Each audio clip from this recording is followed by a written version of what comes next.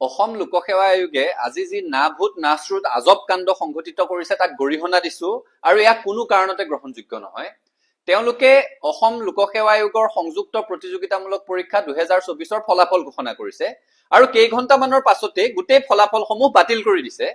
কৃতকাৰ্য হোৱা ছাত্ৰ ছাত্ৰীসকল, পৰীক্ষাৰ্থীসকল, তেওঁলোকৰ অভিভাৱকসকল যিখিনি সময়ত সকলোৱে আনন্দ প্ৰকাশ কৰি আছিলে, তেওঁলোকৰ আশাৰ মূৰত চেঁচা পানী ঢালিছে। পৰীক্ষাৰ ফলাফল ঘোষণা কৰাৰ আগত সাৱধানতা অৱলম্বন কৰিব লাগে। পৰীক্ষাৰ ফলাফল ঘোষণা হোৱাৰ পাছত এই ধৰণেৰে কৃতকাৰ্য হোৱা ছাত্ৰ ছাত্ৰীসকলৰ, তেওঁলোকৰ অভিভাৱকৰ আশা, সুখানুভূতি, আনন্দত এই ধৰণেৰে কুঠাৰাঘাত কৰাৰ অধিকাৰ অসম লোকসেৱা আয়োগৰ নাই।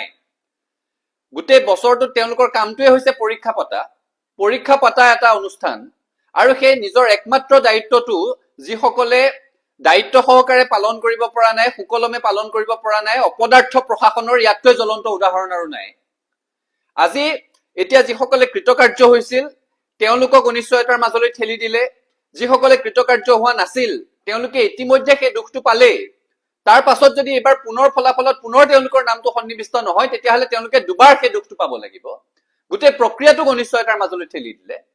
মাত্ৰ এখন জাননী জাৰি কৰি দিছে যে অনিচ্ছাকৃত ভুলৰ বাবে এই ঘটনাটো সংঘটিত হৈছে, আৰু এতিয়া গোটেই ছাত্ৰ ছাত্ৰীসকল, পৰীক্ষাৰ্থীসকল অনিশ্চয়তাৰ মাজত গুচি গ'ল যে এই ফলাফল নতুনকৈ হওঁতে তাত নতুন ছাত্ৰ ছাত্ৰীৰ নাম সোমাব নে এইসকলেই থাকিব, পদবীৰ ৰদবদল হ'ব, কি ঘটনা হ'ব তাৰ কোনো ব্যাখ্যা নোহোৱাকৈ এই ধৰণেৰে ছাত্ৰ ছাত্ৰীসকলক অনিশ্চয়তাৰ মুখত, হতাশাৰ মুখত ঠেলি দিয়াৰ অধিকাৰ অসম লোকসেৱা আয়োগৰ নাই। আৰু একে সময়তে অসমৰ মুখ্যমন্ত্ৰীগৰাকীয়েও এই বিষয়টোত মৌনতা অৱলম্বন কৰিব নালাগে, স্পষ্টভাৱে হস্তক্ষেপ কৰিব লাগে। স্বচ্ছ নিকা নিযুক্তিৰ কথা কৈ থাকে, APSCৰ সংস্কাৰ সাধন কৰিছো বুলি ঢাক ঢোল বজাই ফুৰে, সেই ঢোলটো আজি ফুটি গ'ল। গতিকে এতিয়া মুখ্যমন্ত্ৰীগৰাকীয়েও এই বিষয়টোত হস্তক্ষেপ কৰিব লাগে। ইনএডভাৰ্টেণ্ট ইৰৰ বুলি কৈ দায় সাৰিব কোনেও নোৱাৰিব, আৰু যাৰ ভুলৰ কাৰণে, যাৰ গাফিলতিৰ কাৰণে এই ঘটনা সংঘটিত হবলৈ পালে, যাৰ গাফিলতিৰ কাৰণে, যাৰ ত্ৰুটিৰ কাৰণে এই ধৰণে ছাত্ৰ ছাত্ৰীসকলৰ মূৰত মাধমাৰ সজোৱা হ'ল, তেওঁলোকক দোষী সাব্যস্ত কৰিব লাগে, তেওঁলোকক কঠোৰ শাস্তি দিব লাগে, আৰু ভৱিষ্যতৰ দিনত যাতে এনেকুৱা ঘটনা নহয় তাৰ বিহিত ব্যৱস্থা গ্ৰহণ কৰিব লাগে। আমি স্পষ্টভাৱে দাবী জনাইছো, অসম লোকসেৱা আয়োগৰ সংযুক্ত প্ৰতিযোগিতামূলক পৰীক্ষা 2024ৰ প্ৰতিগৰাকী পৰীক্ষাৰ্থীক ন্যায় প্ৰদানৰ ব্যৱস্থা কৰক।